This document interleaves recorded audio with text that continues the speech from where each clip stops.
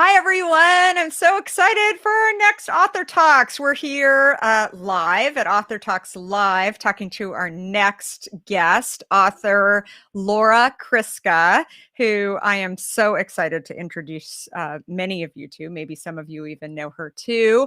But just as a reminder, this is a 20-minute conversation, super quick. Everybody can take a 20-minute break along the way to come and hear from great authors talk about their books. And during the conversation segment, be sure to stop and take a chance to get your question out there if you have any questions for Laura as well. And I'll remind you again in a couple more minutes. But a few things about Laura. So Laura is an expert in cross-cultural relations with more than 30 years experience bridging gaps in diverse workplaces. We all want diverse workplaces. And she has worked with Fortune 500 companies to really make this happen. And she's done it in 4 continents. So I especially think it's important when we're looking at getting out of the pandemic, hopefully, and we're working more and more across lots of different continents. She can help us because she's worked in many continents. So she's born in Tokyo, raised in Ohio, and now residing in New York City. And she's been navigating culture gaps for her whole life. In fact, she was the first American woman to work at Honda Motor Corporation in the Tokyo headquarters. And so much of this is talked about in her book, The Business of We, which is awesome. If you haven't seen it yet, you should definitely pick up a copy. So right now I'm going to get Laura on here. Laura, how are you? So excited you're here. Hi, Cara. I'm so glad to be here. Thank you for having me today. Very, very excited. So in your book, you talk about us versus them mentality that sets in within so many organizations, and how a group of people, usually the folks in power, are on the home team while others remain in the periphery. So how do people in power recognize that they're kind of creating this culture internally? That's a great question. I use that phrase home team because in every organization that I've ever worked in, there are a group of people at the top who control the money and the decisions. So when I worked in Tokyo, the characteristics of the home team there would be described as male, Japanese, and middle-aged. And I was none of those things. So I was very far away from that kind of central of power. And in corporate America, I know your company is different, but in corporate America, I think it's fair to say that most companies, the home team can be defined as white, male, and middle-aged. And so as a middle-aged white person, I have a lot more proximity to that kind of home team. So back to your question, part of the importance for leaders is just to look around and look at the composition of people who are at the top of your organization. So I have found that when there's a homogeneous group, no matter what that homogeneous group looks like, it might be all middle-aged Japanese men or middle-aged white men, or it could be women, or, it depends on where you are. But when there's a very homogeneous group of people making all the decisions, it's not good for business. You're limiting your understanding of different groups, different places of business, like markets, your employee base, your customer base. When you don't have the lived experience of someone that you're employing or you're trying to sell to or your stakeholders, you don't have the ability to be as successful as you would if you had more diversity in your home team group. So interesting. So COVID and working from home, do you think that this has helped the situation or hurt the situation? Okay, 2 things. In one way, it's hurt is that, people just aren't engaging in person. Part of what I believe is so important for unification and bringing people together is face-to-face interactions of increasing depth. so that we form trusted level relationships, trusted colleague level relationships with people who are different from ourselves. And when we're working from home, it's a lot harder. So that's the downside. The good side is that I've noticed people seem to have had more reflection in the past year because of the pandemic. They've had time that they ordinarily wouldn't have had. And this reflection seems to help people kind of come to terms with understanding about themselves, about identity. Certainly, there has been a growing awareness, for example, about race in America. And that's happened among many people, but especially among white people. So that I consider a very positive aspect of being at home during this pandemic. But you also talk about, blue collar versus white collar. And I'd love to kind of hear your perspective on that too. East Coast versus West Coast. Yes. Satellite office versus home office, right? How has that kind of changed and leveled out to some extent, I think? Well, I think you mean because of the pandemic. Right. Yeah, I think it's made it much harder. In fact, just this morning, I was conducting a virtual session with a group of people from around the world. And I was asking them, why would they not take action to bridge a gap? And the number 2 answer was because I'm working from home. I don't get a chance to meet people. And so, as you well know, in business, we have conflict. And when people have trusted relationships, they're much more able to solve those problems quickly and efficiently. So when we don't have that face-to-face contact, it cuts down on our ability to build relationships and trust, etc. So interesting. Do you think it's a size issue for a company? I mean, do you think there's a danger zone when companies get to be a certain size, or is that not really fair to say? So I normally work with huge companies, so I haven't thought about it in that way. It's a good question. I would say that no matter what company I have worked with, there's always an us versus them dynamic, sales versus marketing, engineering versus manufacturing. And so they're not always very serious. Some us versus them dynamics are predictable and reasonable. We have different departmental mandates. But when those gaps are deep and very, there's a lot of conflict, then the whole organization is compromised. We're not working at optimum potential. I mean, when we have these gaps, when people are, talking about the East Coast versus West Coast, or, that marketing team, or, those guys in manufacturing, when we hear those kinds of things, it's an indication that those gaps are starting to become more serious. And so it's important for leaders to think about ways to connect people, to bridge those gaps, so that instead of using our time and energy, gossiping or complaining, can you imagine what would your organization look like if instead of those, divisions, people actually use their time, their education, their innovation toward achieving the company goals, meeting customer needs, innovating new products. I mean, that's the goal.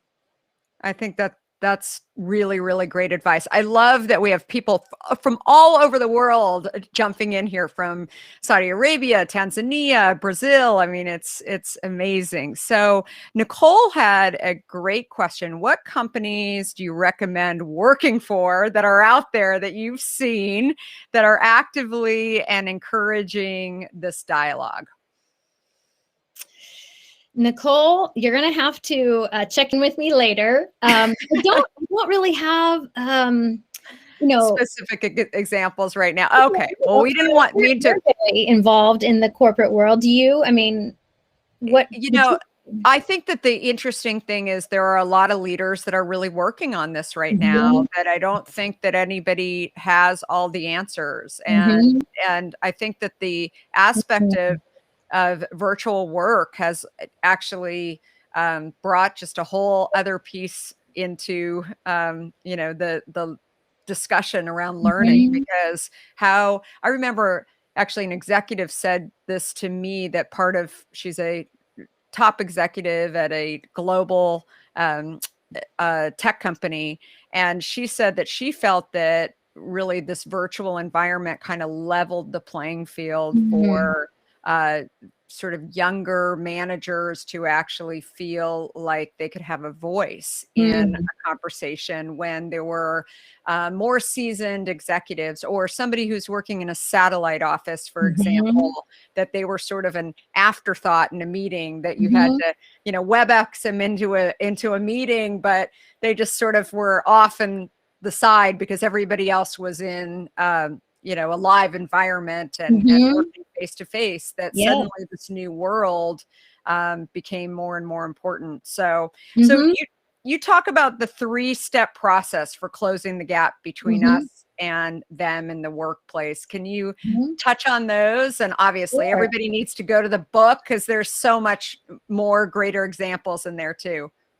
So the 3 steps are: 1, a fostering awareness. And that simply means that culture gap does not only refer to international gaps, right? We all know that when we travel, there are different customs and norms of behavior, but there are different cultural identities. Each human has a different cultural identity made up of many aspects. So that's number 1. Number 2 is a self-reflection or a self-evaluation. I developed a very simple self-assessment. It's 10 questions. This is also a free tool I offer on my website. My website is myname.com, and you can go and get this assessment. You can download it. It's simple to take, but you look at yourself. So you choose a culture. So if you're going to go work in Japan, you measure yourself in relation to Japanese culture. Another example could be someone my age wanting to develop my understanding of Gen Z. You know, Gen Z is kind of mysterious to me, I have to say. I don't understand. They're really good at things like technology, and I know they're good at a lot of other things, but I just don't understand. So I could measure myself in relation to Gen Z. So you get a score when you take this self-examination. You should be honest about it. And then that score, it's like stepping on a scale. You understand something about yourself, and then you can go to step 3, which is gap closing action plan. And that means finding ways to have face-to-face interactions of increasing depth with people that represent that culture. I love it. That's so great. So if anybody has any more questions here, I'm going to look over at the questions. Let's see. Yeah, and the tool, by the way, Abby pointed this out. It's at, again, Laura mentioned this, Laura Kriska and .com, and definitely go check out this tool. I mean, I think more than anything, and probably the reason why you signed on to this, is just to learn, right? And the more we can learn, the more tools that are out there. As I always share with people, there's you know, amazing books like The Business of We, but there's also amazing tools that people have out there that don't cost anything, right? You can go on and find these tools and learn a little bit more. And I think that the more as we can as leaders, you know, have a mindset of let's all be learning and learning about different cultures and learning about different ways to work together. That's really, really important. So I love it. So, I would say, Cara, I really admire that about I read your book, Undaunted, and it's so great and so encouraging to people, but you are clearly someone who loves learning. You're a curious person. And I think sometimes leaders, you know, my age, have been successful, and they get to a place where they feel like they know everything. And this was my mistake. Even when I was 22 and I went to work in the Tokyo headquarters, I thought I knew everything because I speak chotto nihongo ga wakarimasu. You know, I speak a little bit of Japanese. Daijoubu desu ka? So, you know, I had lived in Japan for a while. So I had the false notion that proximity to this other culture, that this little bit of experience I had, meant that I understood everything. And that's just wrong. And I think especially home team leaders, you know, looking at yourself and seeing the spots. I mean, we all have our blind spots, and it's so important if leaders can model for others that they have blind spots and they're going to take action to correct that. I think so many gaps in our culture, in our country particularly. There are there's a lot of division right now in the United States. And when leaders, and leaders in business, leaders in families, leaders in schools, when leaders are taking action to close those gaps, deliberate action, then we all move away from the chaos, the uncertainty, the fear, and we move toward unity, solidarity, and that helps everyone. Totally agree. So many points in this book. The Business of We provides framework for practical and actionable steps along the way that you can create an inclusive and productive office. Even if you're not the CEO of the company, maybe you're managing a team of people and you're really looking to just get more traction. I think that there's so many thoughts in your book, Laura, that are, really, really awesome and critical. So there's one question here. Let's see. Is it a good idea to apply for a job even if you are not, well, that's not necessarily, let's see. Trying to go through these questions live is tough. What is the best resource?